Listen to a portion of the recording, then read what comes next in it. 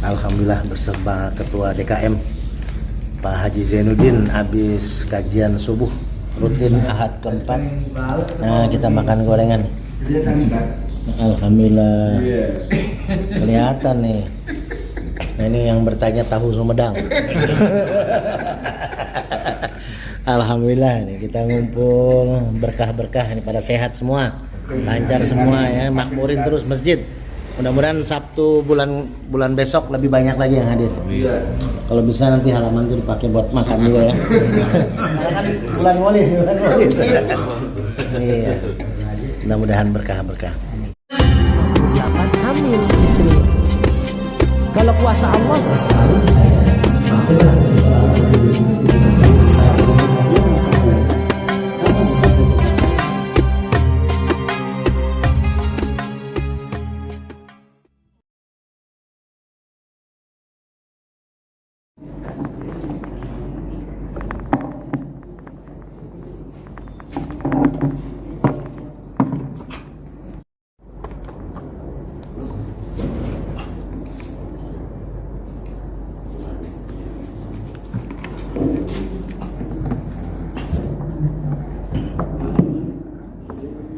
Bismillahirrahmanirrahim. Assalamualaikum warahmatullahi wabarakatuh.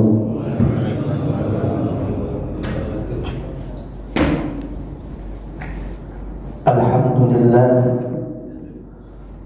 Alhamdulillahilladzi qad a'tana ni'matan katsiratan wa kabiratan lana wa hiya ni'matul imani wal islam. Ashhadu an la ilaha illallah wahdahu la syarika lah wa ashhadu anna Muhammadan abduhu wa rasuluhu la nabiyya ba'dah. Allahumma salli ala sayyidina Muhammad wa ala ali sayyidina Muhammad kama sallaita ala Ibrahim wa ala ali Ibrahim fil alamin innaka Hamidum Majid. Hadirin DKM dan jamaah Masjid Jami' Nurul Hijrah yang dimuliakan Allah.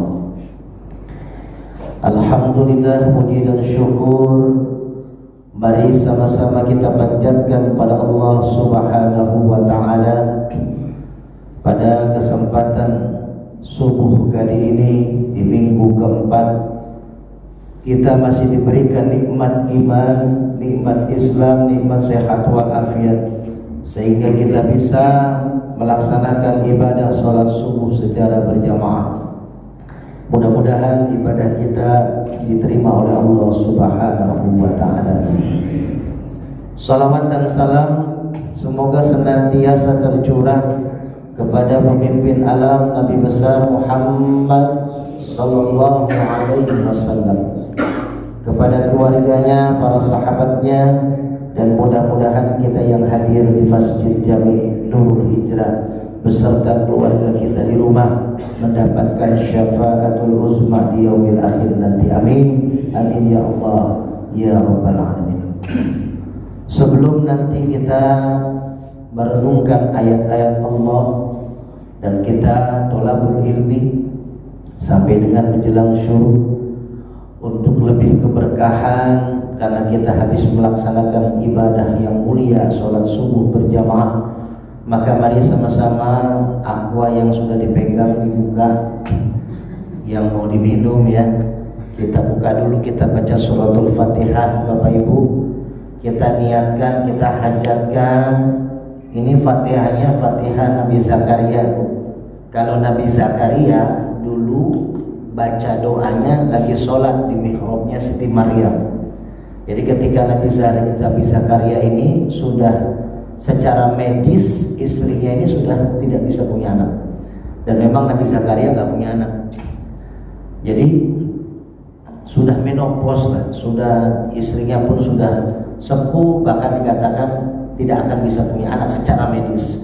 Tapi dalam sholatnya di mihrab Siti Maryam, Nabi Zakaria membaca iyyaka na'budu wa iyyaka nasta'in. Kepadamu kami menyembah ya Allah, kepadamu kami ibadah ya Allah, dan kepadamu, kami minta tolong. Berhenti tuh sebentar Nabi Zakaria, lalu minta kepada Allah, ya Allah berikan aku keturunan. Lalu malaikat Jibril datang, ini hadisnya sahih. Malaikat Jibril langsung berkata kepada Nabi Zakaria, wahai Zakaria, Allah mengabulkan doamu bahkan di saat kamu masih berdiri dalam sholat. Dalam artian diijabah langsung Allah. Jadi masih berdiri dalam sholat, masih baca Fatihah, iyyaka na'budu wa iyyaka nasta'in, minta sama Allah, lalu diijabah sama Allah dan diberikan hamil istrinya, lalu melahirkan dan diberi nama siapa Bu? Siapa? Nah, ibu ya, biar kita berkah sebelum pengajian ngasih hadiah dulu ke seorang ibu ya. Bu, ini hadiahnya boleh kalau ada remaja, nggak ada remaja masjid ya. Ini hadiah buat ibu, boleh kasih ke ibu ya, berkah. Nah, kasih ibu itu yang paling cantik di antara bapak-bapak, yang paling cantik. Nah, iya sama-sama ibu. Dikasih anak namanya Yahya. Artinya apa Yahya? Yang maha hidup. Karena sudah diprediksi dokter nggak bisa punya anak, tapi ternyata punya anak. Saya Bu, 2 hari sebelum, nggak apa-apa cerita dulu ya sebelum pembukaannya. 2 hari sebelum Ramadan, saya punya anak bayi lagi, perempuan. Jadi saya ini anak udah 4, laki 2, perempuan 2. Yang pertama laki-laki Muhammad Yusuf Al-Muhtasyam Permana, 2008 lahir di Tanjung Priuk, waktu saya masih tinggal Tanjung Priuk. Yang kedua laki-laki Nur Muhammad Syamsi Zikri Permana, 2011 lahir, masih di Tanjung Priuk. Yang ketiga Kolbi Zahratun Nuri Permana, perempuan, sekarang kelas 6 SD, 2013. Dan akhirnya dapat lagi anak 2024 ya, namanya Anin Bitari Adwa Aurora Permana. Nah, yang laki 2 di pesantren di Purwakarta, yang perempuan kelas 6, insya Allah tahun depan Purwakarta lagi. Jadi saya sudah lengkap Pak.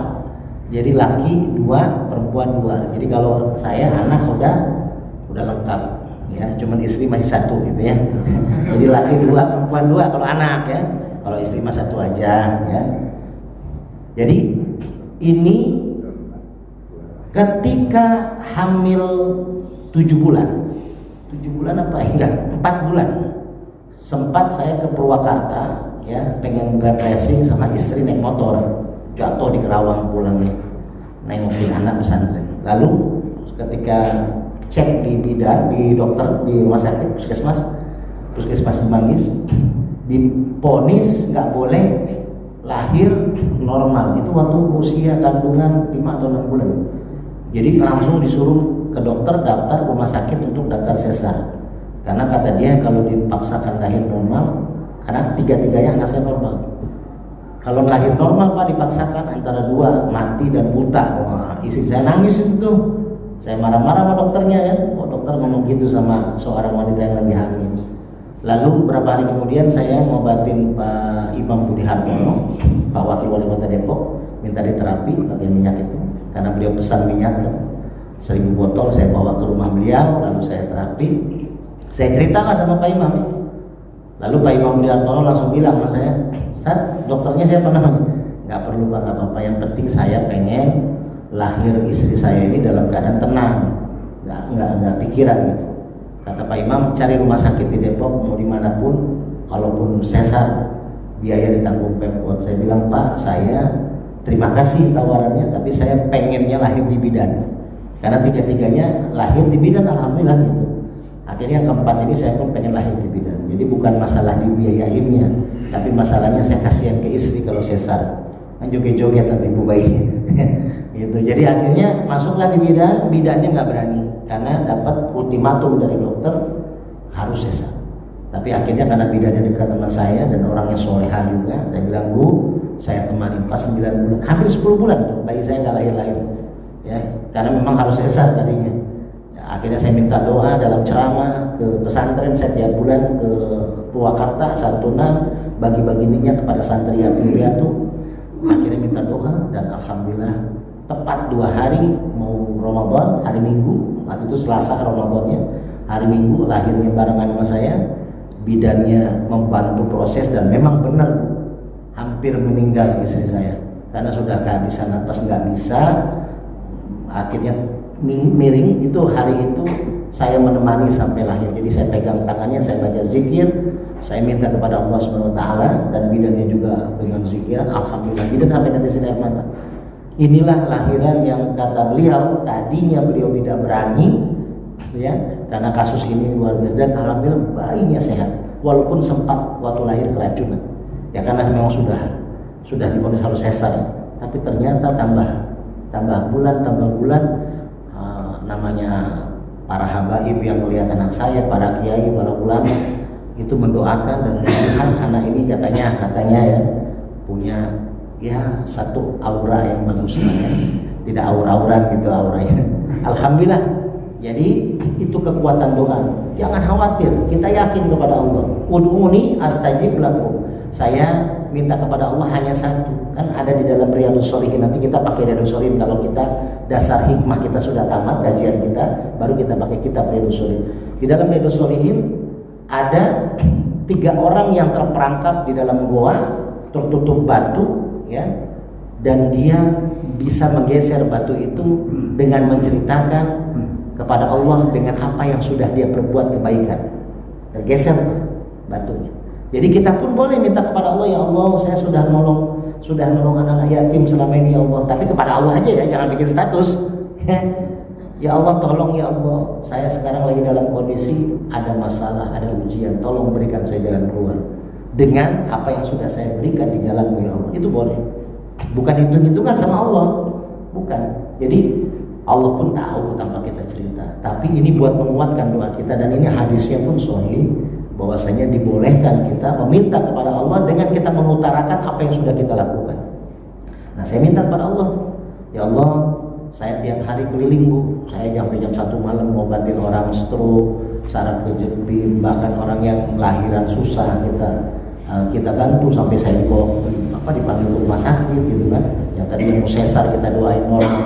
Lah, kita punya istri lahir gitu ya. Kita minta sama Allah. Gitu. Alhamdulillah itu yang terjadi. Maka subuh kali ini kita habis melakukan kegiatan ibadah yang Allah sukai, yaitu sholat subuh berjamaah. Kita sudah berzikir, kita sudah berdoa, maka insya Allah karena budunya sudah kita lakukan. Karena nasta'in, Allah pasti menolong apapun niat dan hajat kita. Maka kita baca Fatihah, tapi karena budu, karena nasta'in, berhenti 1 menit, saya kasih waktu ibu bapak, minta sama Allah di masjid ini, ya yakin pasti mustajabah. Kenapa? Kita harus melakukan yang baik, kita harus beribadah kepada Allah dan di tempat yang baik. Jadi kalau ibu punya penyakit apa ya, minta sama Allah, ya Allah wasilah air, yang sudah dapat minyak juga wasilah minyak ya. Terus ya apapun hajat buat anak, buat istri, buat keluarga.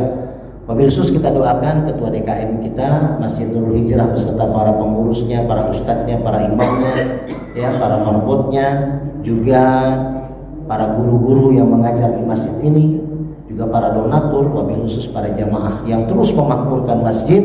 Kita minta kepada Allah agar diberikan kesehatan oleh Allah, keberkahan oleh Allah, dan diberikan jalan keluar atas masalah-masalah yang dialaminya. A'udzubillahi minasyaitonirrajim. Buka ini Pak. Asyhadu an la ilaha illallah wa asyhadu anna Muhammadar Rasulullah. Raditu billahi rabban wa bil Islam dinan wa bi Muhammadin nabiyyan wa rasulah. Ila hadratin Nabi Mustafa Rasulullah sallallahu alaihi wasallam.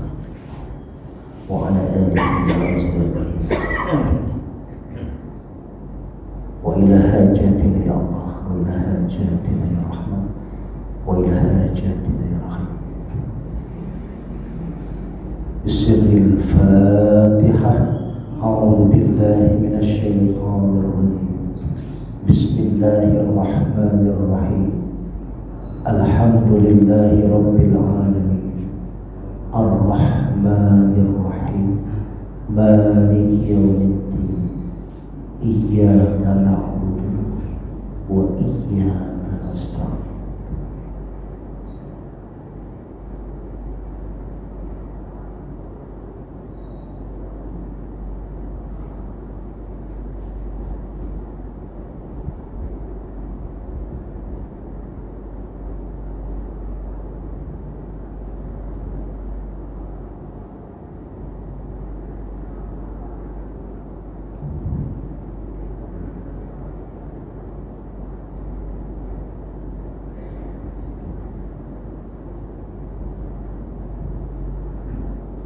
ihdinas siratal mustaqim siratal ladzina an'amta 'alaihim ghairil maghdubi 'alaihim waladdallin. Allahumma shalli 'ala sayyidina Muhammad. Allahumma shalli 'ala sayyidina Muhammad. Allahumma shalli 'ala sayyidina Muhammad. Mangga ibu bapak kalau mau diminum dulu.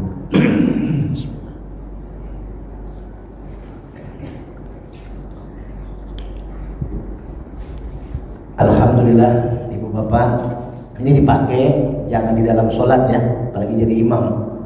Nanti ini imamnya ngomong ya, imamnya lupa apa nih? Ya karena perlu ya karena style diam. Jadi dibacanya boleh kalau kita punya hajat. Ya nanti ada bab saya terangkan kenapa doa di depan Ka'bah mustajabah, ada 4 rahasianya dan itu bisa dilakukan di rumah kita. Kita bisa buat ruangan di rumah kita menjadi doa yang mustajabah. Jadi kalau misalkan malam-malam ada yang rewel, nangis, panas badannya, siapin air, kita ngaji zikir di kamar itu, di ruangan itu. Nantilah kita bahas pelan-pelan ya. Kalau semuanya saya kasih nanti habis ilmu saya nggak bisa nyampein lagi minggu depannya. Ibu bapak yang dirahmati Allah, kita masih punya utang 2 ya, walaupun sekilas bulan yang lalu kalau masih ingat kita bahas sudah di bab yang sholat, tapi belum tuntas. Jadi sholat dan syahadat 2 ini ya. Nanti setelah itu baru kita ke materi lagi. Biar kita lengkap nih rukun Islam. Mari kita bahas zakat, haji, bahas zakat, bahas puasa. Ya. Nah, sholat kemarin sudah kita bahas. Kenapa sholat bisa mencegah perbuatan keji munkar? Karena kita pakai semua runutan ayatnya. Pertama kan aqimis sholat. Di depannya ada aqimis sholat. Dirikan sholat. Kemarin sudah kita bahas antara mendirikan dengan menjalankan itu beda. Kalau menjalankan if'alis sholat itu hanya wudu, sholat, takbir sampai salam selesai, nggak ada lagi kegiatan di luar sholat. Tapi kalau aqimis sholat, dirikan sholat, maka kita mengaplikasikan kegiatan sholat di luar sholat. Sholat mengajarkan kita wudu, berarti di luar sholat kita menjaga wudu. Apa sih wudu itu? Wudu itu kan yang dibasuh anggota yang sebenarnya tidak keluar hadas. Muka, tangan, ya itu tidak keluar hadas yang kotoran yang najis. Karena wudu itu dengan mandi beda. Walaupun orang yang sudah mandi tetap wajib wudu. Kalau mau sholat ya wudu dulu.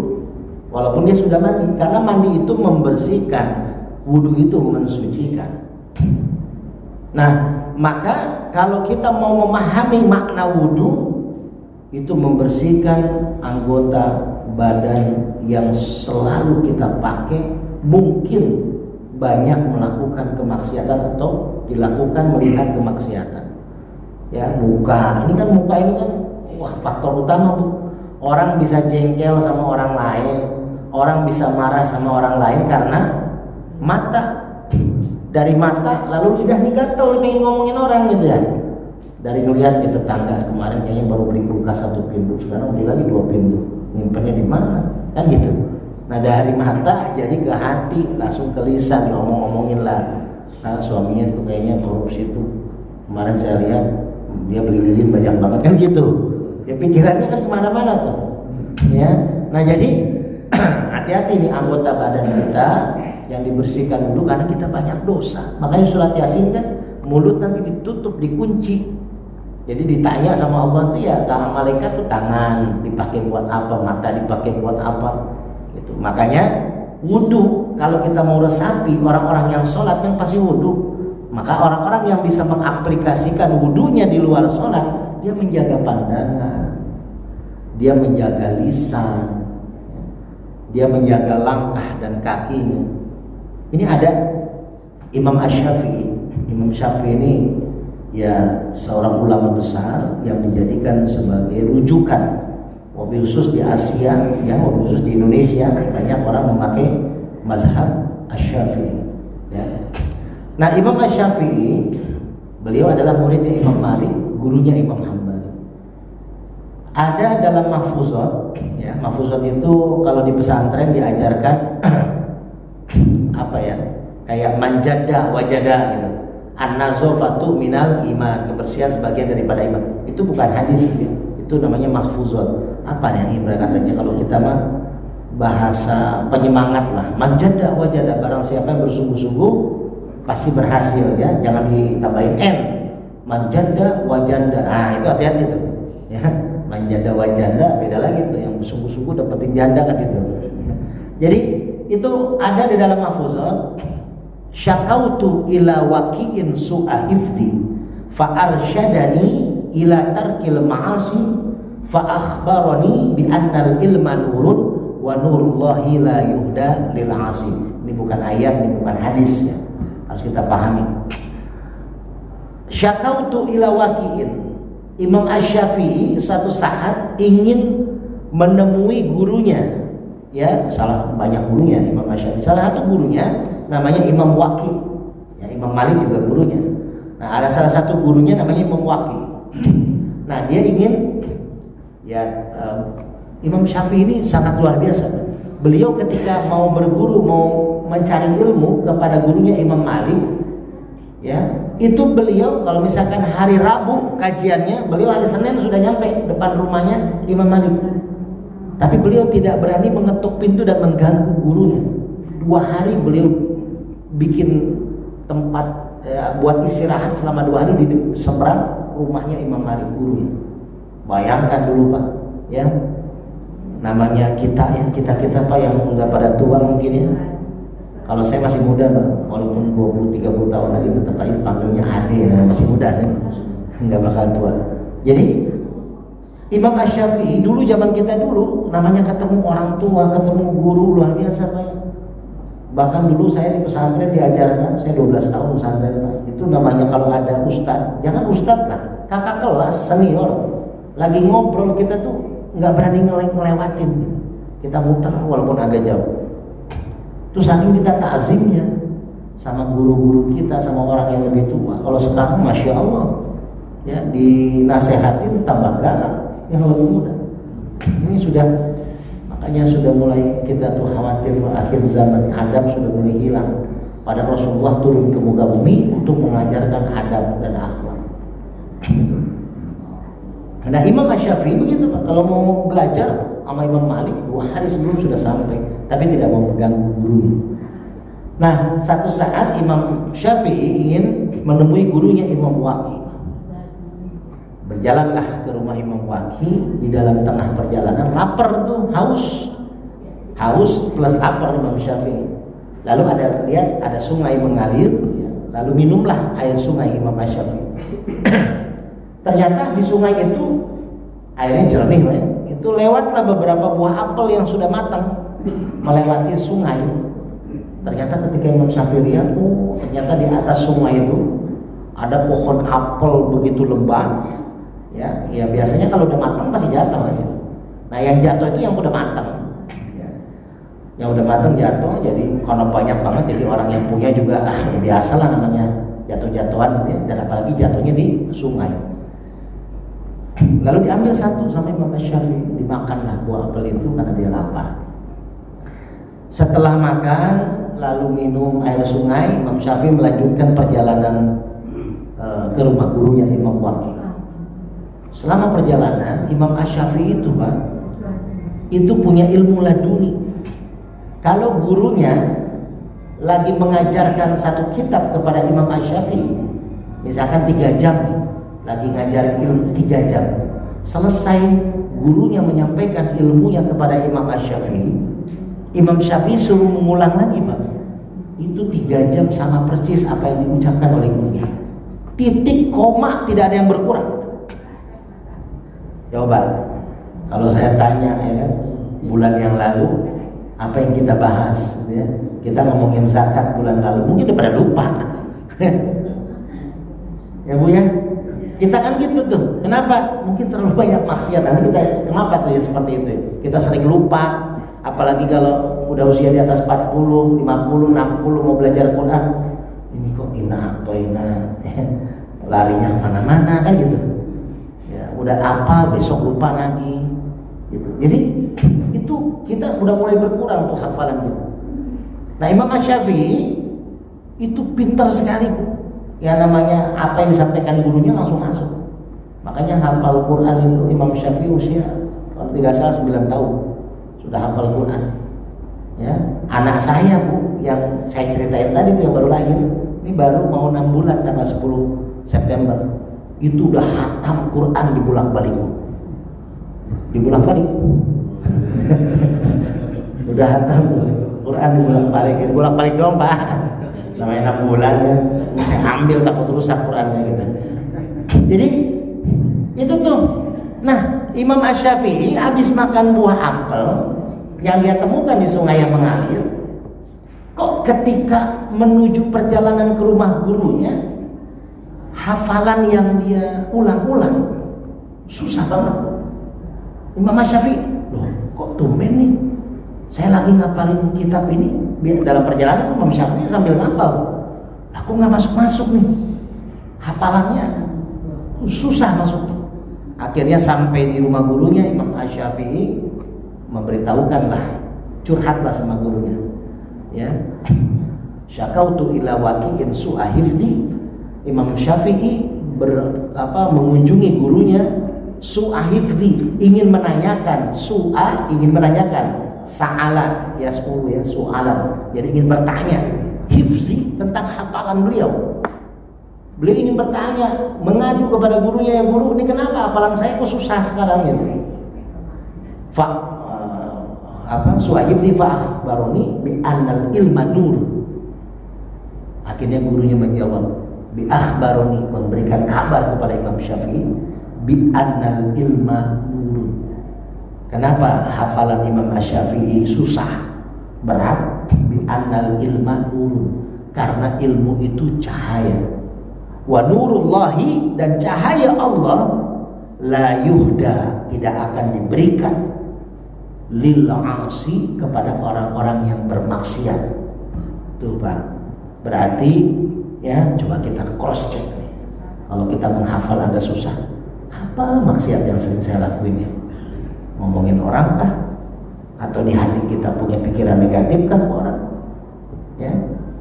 Nah, itu kita renungkan tuh Pak. Makanya saya punya majlis zikir namanya Hudurul Qalbi, menghadirkan hati. Karena banyak orang pinter tapi hatinya nggak hidup. Banyak orang cerdas tapi hatinya nggak hidup. Ya sekarang kita tahu korupsi terbesar Kementerian Agama. Bayangkan Kementerian Agama korupsi terbesar. Ya itu sudah umum lah, orang banyak yang tahu.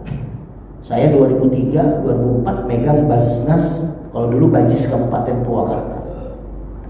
Ya, itu saya sudah dapat kabar di Kabupaten Purwakarta sendiri terbanyak adalah Kementerian Agama. Ya, makanya waktu itu saya usul kepada kiai saya, Kiai Jamu Yamin, Profesor Yamin Jawa Barat saat ini, Pak Kiai, mohon maaf, saya petugas Bajis yang dipercaya oleh Kiai untuk mengurus Bajis Kabupaten Purwakarta. Di gedung saya sendirian. Ketika ada orang yang berzakat, ketika ada orang yang meminta zakat dari masjid-masjid, dari sekolah-sekolah, saya meng-ACC karena saya dipercaya oleh Kiai sebagai ketua harian Bajis. Ketua umumnya Bupati saat itu Lili Hambali Hasan, wakilnya Dedi Mulyani yang sekarang mau nyalon gubernur. Saya bilang sama Pak Kiai, saya kerja sendirian dari Senin sampai Jumat, saya di gedung dakwah sendirian, bahkan saya nginep di situ.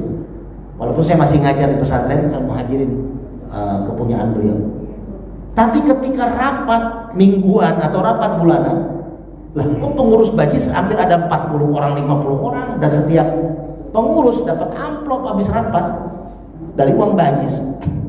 Ini yang saya protes. Kalau mereka mau dijadikan pengurus dan dapat uangnya, harus ikut kerja lah, minimal seminggu berapa kali datang.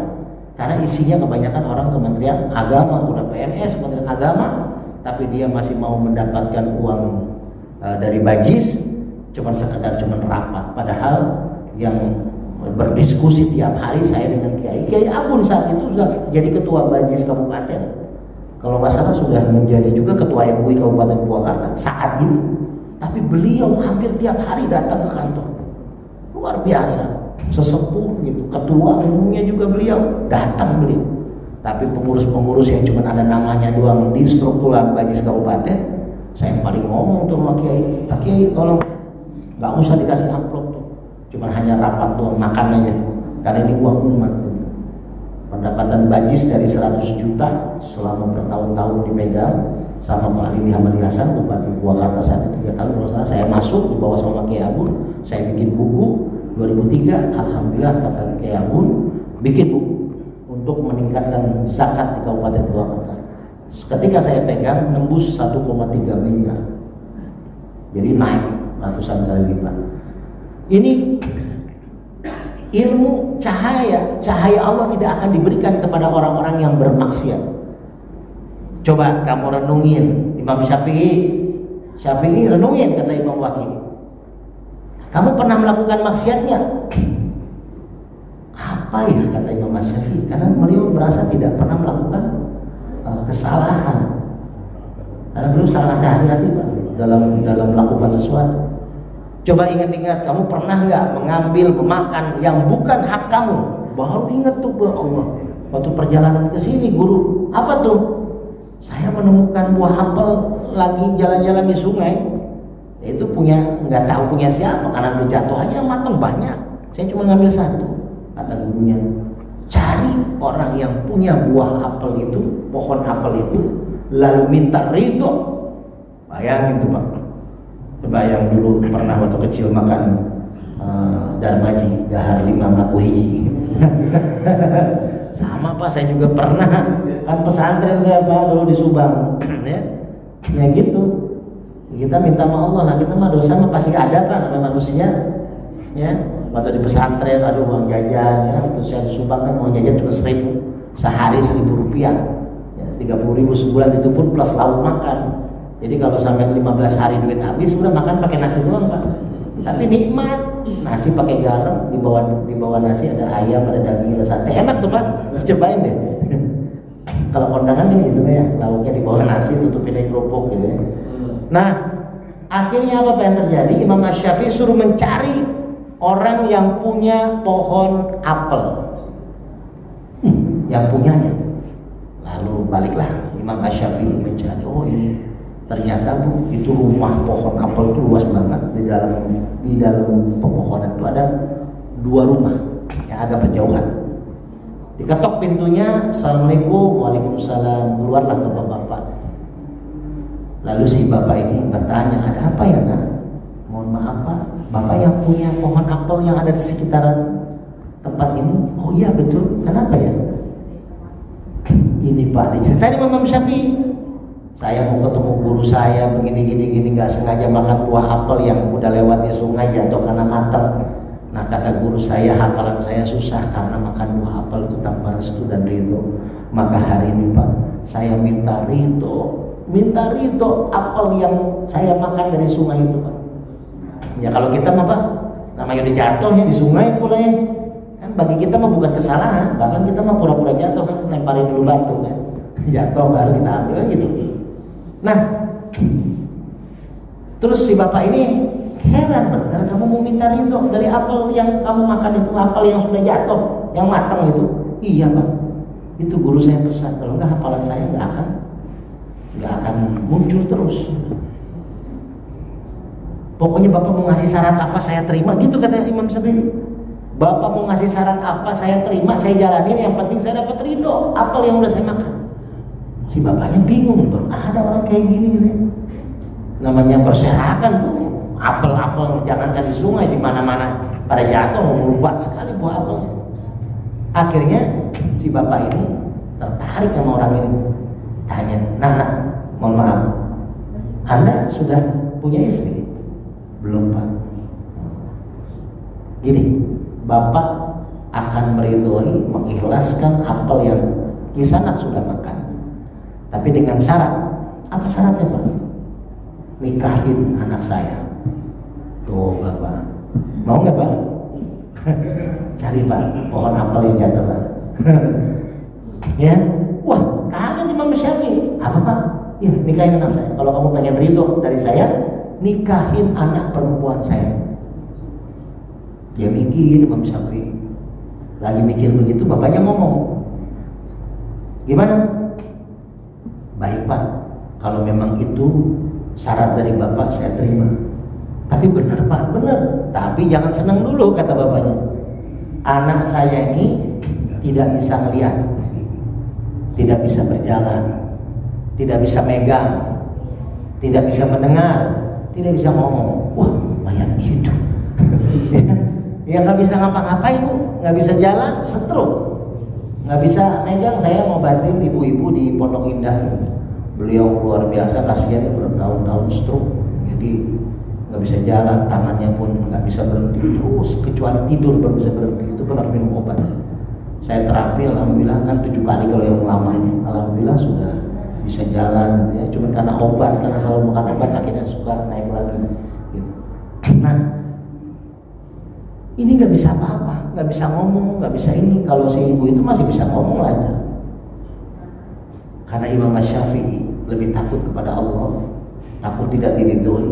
Dia bilang udah nggak apa-apa kan, saya menikahi wanita yang secara kriteria berarti kan sakit itu. Saya terima Pak, betul. Kalau begitu tuh di ujung itu ada satu rumah, itu rumah anak saya. Coba kamu lihat dulu anak saya. Dihampiri Imam Syafi'i, loh kok bapaknya nggak ngantar gitu ya, dia sendiri lah. Lalu Imam Syafi'i setelah sambil mikir tuh, yang saya nikahin siapa, bagaimana orangnya. Ketika sampai di situ Imam Syafi'i lupa dengan omongan si bapaknya. Dia main ketok pintu aja, dia ngucapin assalamualaikum gitu, namanya kebiasaan. Dia lupa, ya Allah ngapain saya ngucapin assalamualaikum, kan nggak bisa dengar. Gitu kan, nggak bisa dengar, nggak bisa jawab juga. Tiba-tiba Imam Syafi'i mendengar suara langkah kaki sambil ada suara sayup-sayup merdu jawaban salam. Waalaikumsalam warahmatullahi wabarakatuh. Kaget Imam Syafi'i. Wah, kok ada suara langkah kaki, ada suara bicara?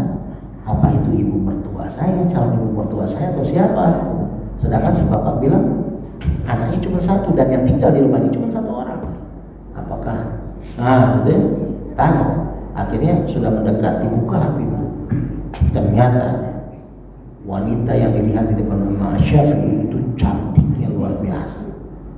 Matanya sendu. Tahu ibu sendu? Senang duit.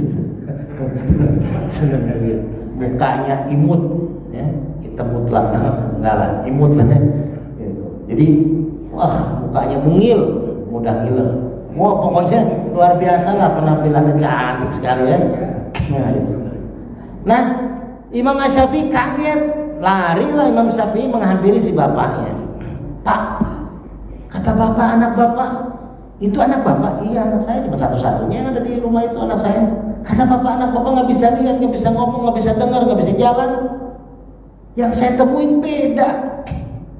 Kata si bapak, kamu nggak tahu itu hanya ibarat siloka. Apa siloka itu? Ya ibarat katanya hanya ibarat. Anak saya tuh nggak bisa melihat, artinya anak saya belum pernah melihat maksiat selama hidupnya. Anak saya nggak bisa berjalan karena nggak pernah dipakai tuh kakinya untuk ke tempat maksiat. Anak saya nggak bisa bicara karena lidahnya nggak pernah ngomongin maksiat. Tuh Bu, gara-gara apel dapat wanita cantik soleha. Mulai sekarang kalau jalan bapak-bapak yang masih jomblo ya, itu lihat Pak, kalau ada apel nih, lihat dulu Pak, ada pohonnya nggak? Jangan sampai pas diambil tukang dagang jatuh, tukang dagang apel jatuh. Gitu Pak. Ya, Imam Syafi'i akhirnya mendapatkan istri dari hasil dia minta ridho dari apelnya. Tuh. Jadi apa? Wudu itu, nah kan tadi itu wudu jadi panjang kan, makanya kita nggak usah buru-buru Pak ya. Jadi kalau saya pribadi ngajar hikmah itu, makanya kajian saya kajian hikmah, walaupun cuma 1 ayat, tapi kita bahasannya bisa berbulan-bulan. Kenapa? Karena untuk memahami ayat ini, ketimbang saya banyak nih keluarin ayat, ada 10 ayat, tapi satu pun kita nggak paham, gitu. Jadi mendingan kita punya kan ada ibarat katanya, buat apa kita punya banyak pohon? Kalau tanya, Bapak punya pohon apa di rumah? Bu, apel ada, duren ada, mangga ada, kelapa ada. Banyak banget pohonnya Bapak. Bolehlah kapan-kapan saya mampir minta buahnya. Nah itu dia masalahnya, satu pun gak ada yang berbuah. Buat apa? Coba kalau nanya, Ustaz di rumah ada pohon? Ada saya pohon. cuma satu, tapi buahnya lebat banget. Nah itu kan bisa dimanfaatkan orang. Nah itu maksud saya Pak. Kita mah ilmu mah gak usah banyak-banyak. 1 ayat, 2 ayat, tapi kita paham. Bukan sekedar hafal, tapi kita paham. Habis paham kita jalani. Ya, karena Rasulullah itu menyukai, Allah dan Rasulnya menyukai sesuatu yang istiqomah, sedikit tapi dilakukan terus. Ketimbang banyak kita lakukan nih, seminggu kita ngaji Quran, 1 kali hatam Quran, 3 tahun kita nggak megang Quran lagi. Buat apa? Mendingan 1 hari 1 ayat, 2 ayat kita baca. Ya akhirnya kita 1 lembar 2 lembar kita baca terus istiqomah. Itu. Jadi istiqomah. Nah makanya wudu itu salah satu bentuk untuk kita menahan daripada maksiat. Imam Al-Ghazali, ya, beliau pernah bermimpi bahwasanya beliau itu ketika ditanya oleh malaikat, wahai Ghazali, kamu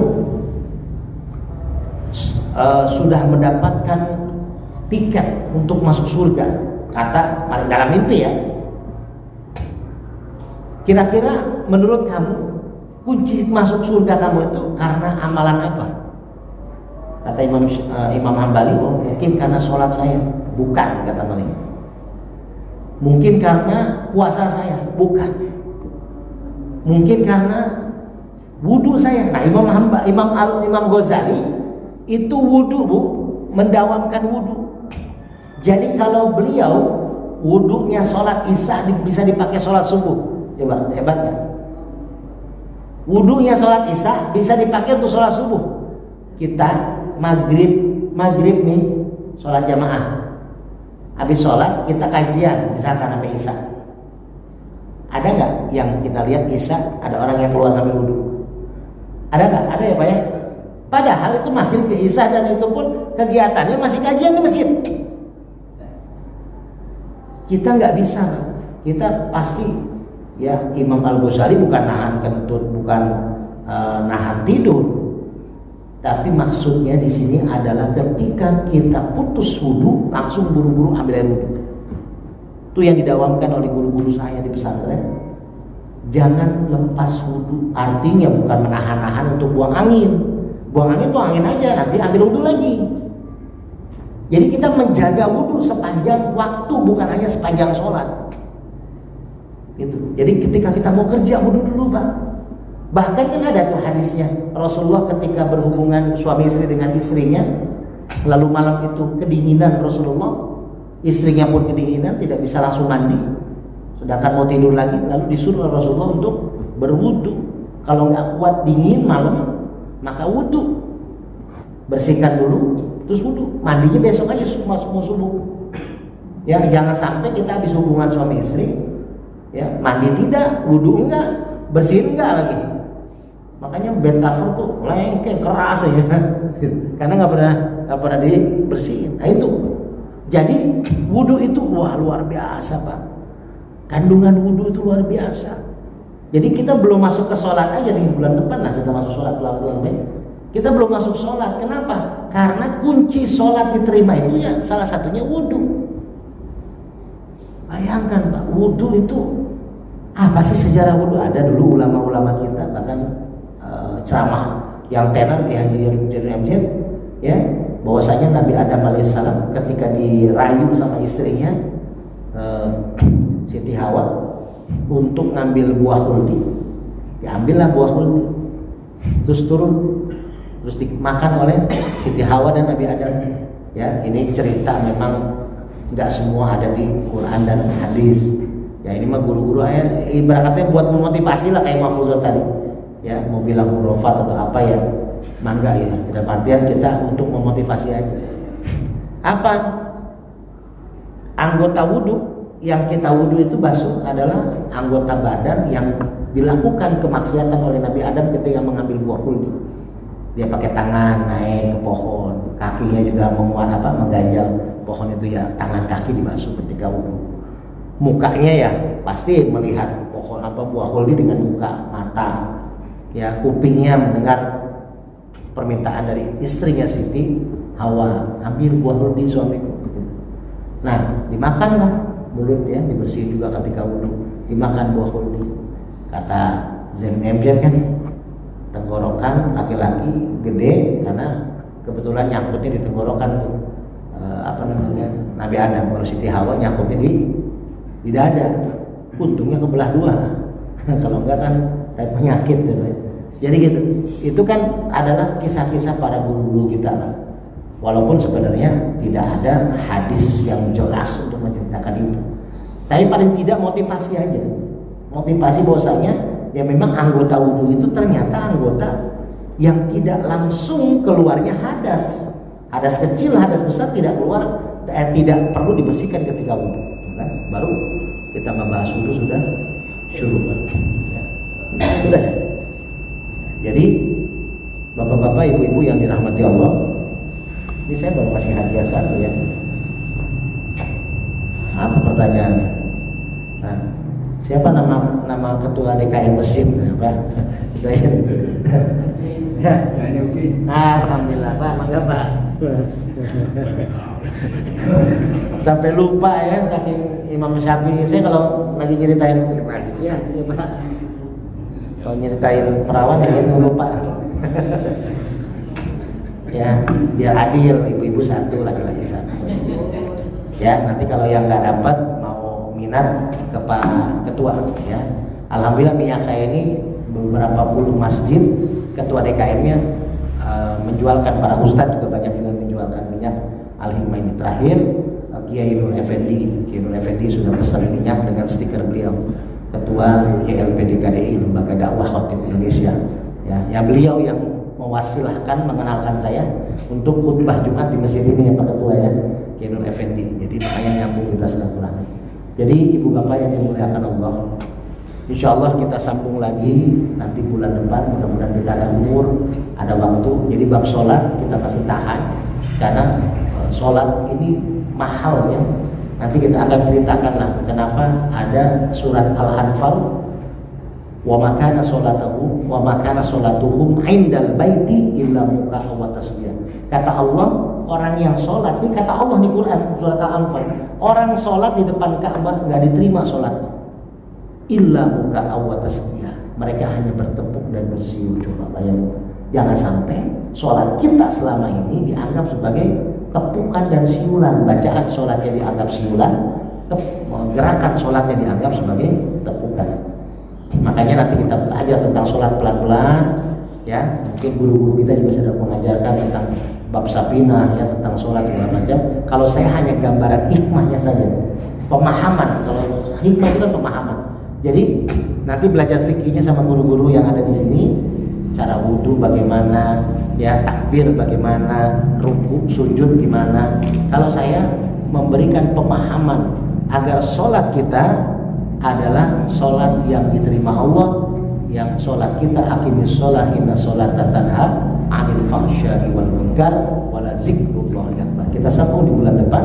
Mudah-mudahan ada manfaatnya. Mohon maaf atas segala kehilafan. Ya, doa kita bersama untuk agar kita bisa istiqomah dalam pengajian kita. Bapak-bapak kalau pengen dapat kebaikan, maka setiap mau kajian Sabtu subuh 4, ajak tetangga 1-2 orang. Maka kalau Bapak mengajak orang-orang untuk kajian, untuk mendengarkan kebaikan, maka tercatat amal Bapak sampai Bapak meninggal masih mengalir. Kalau orang yang diajak masih ikut pengajian, maka ini jariah terbaik ada di masjid ini Pak. Bapak ngasih uang ke masjid ini ya buat beli AC, buat beli mic. Selama dipakai jariah terus walaupun kita sudah meninggal dunia. Ya, maka insya Allah keberkahan ada pada kita dan mudah-mudahan kita semua ditempatkan, dikumpulkan di surganya Allah Subhanahu wa taala. Jangan terpecah, bersatu kita Pak atas nama Allah dan Rasulnya, karena sekarang udah mulai banyak perpecahan di kalangan ulama, di kalangan habaib. Kita menghormati mereka ya selagi mereka menghormati dan menjalankan Allah, perintah Allah dan Rasulnya. Jadi kita jangan terpecah belah, jangan terpancing. Kita tetap takzim kepada orang yang berilmu, bukan kiainya, bukan ulamanya, bukan habaibnya. Tapi kalau kita diberikan ilmu, maka kita harus hormati. Kata Sayyidina Ali, walaupun anak kecil yang memberikan ilmu, kita hormati. Jadi kita hargai, semua adalah kebaikan buat kita. Wabillahi taufiq wal hidayah wal afu minkum. Wassalamualaikum warahmatullahi wabarakatuh. Sallallahu ala Muhammad.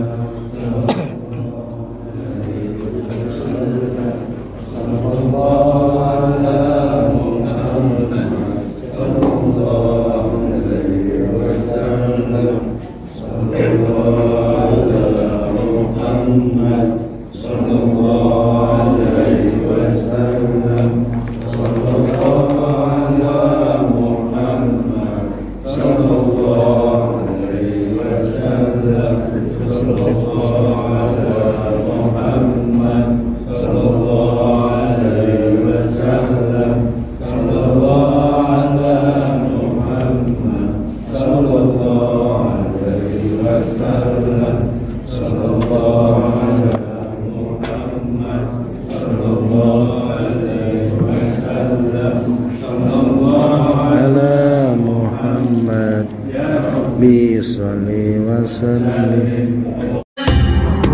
Hamil istri. Kalau kuasa Allah